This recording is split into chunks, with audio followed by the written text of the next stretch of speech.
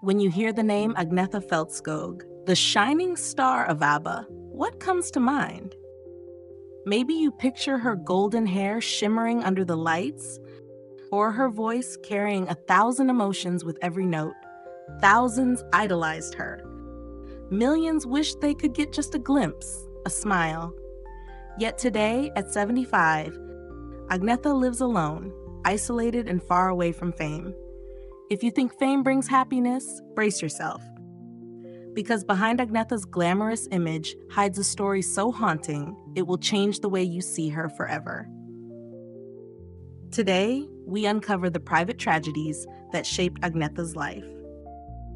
From being relentlessly objectified to having her immense talent overshadowed, this is the true story of why Agnetha chose solitude over the glittering world of fame. At 75, Agnetha lives quietly on a remote farmhouse on the island of Eckerö, far from the crowds, the noise, and the endless expectations. Friends and family describe her now with 3 simple words: quiet, withdrawn, distant. A heartbreaking transformation for someone who once radiated so much light. It's painful to imagine, especially for those who remember the bright spirit she once was. Agnetha's withdrawal triggered endless speculation. When she made a rare TV appearance after 17 years of silence, the world demanded to know, why had she disappeared? Why did the woman who embodied joy retreat into such profound silence? Some said she simply wanted peace. But those who looked deeper knew this was not just a choice, this was survival. After a lifetime of constant attention, criticism, and invasion, seeking solitude was Agnetha's way of reclaiming her soul. To truly understand, we must travel back to her golden years with ABBA, where the seeds of her heartbreak were first planted. At the height of her fame, the media fixated obsessively on Agnetha's appearance, far more than her extraordinary musical gifts. Tabloids turned her into an object, a fantasy, erasing her humanity in the process. Even today, we look back at how her beauty was celebrated, but at what cost?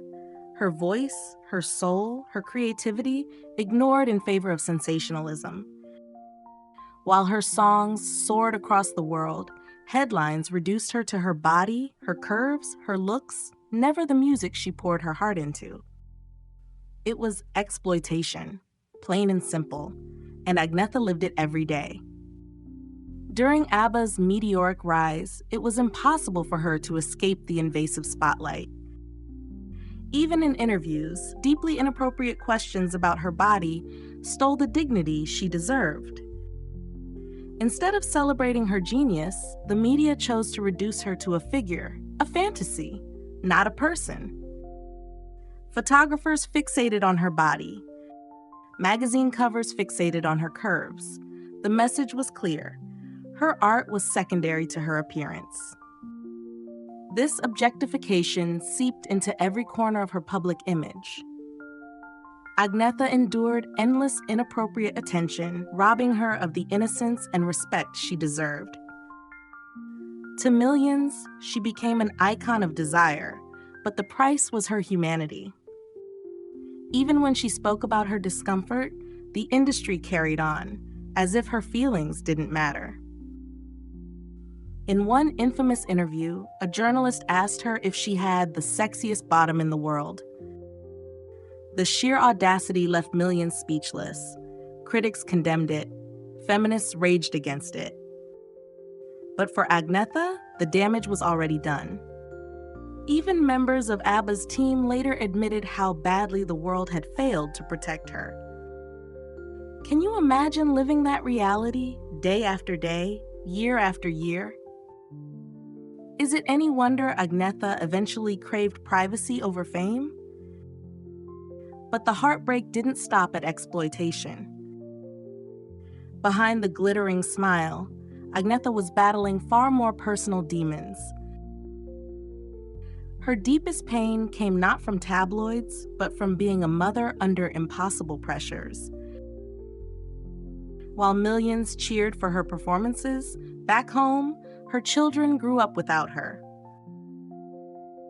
Tour after tour, country after country, each standing ovation carried the ache of another missed memory with her children. Agnetha once recalled the heartbreak of her young daughter barely recognizing her after a long absence.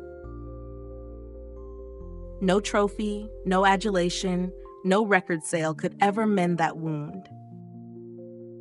This loneliness, this maternal guilt, was a burden Agnetha carried alone. And when her marriage to Björn Ulvaeus fell apart, the final cracks in her world began to show.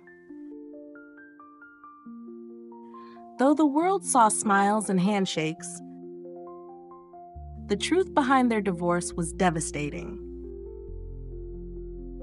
The separation broke Agnetha's heart.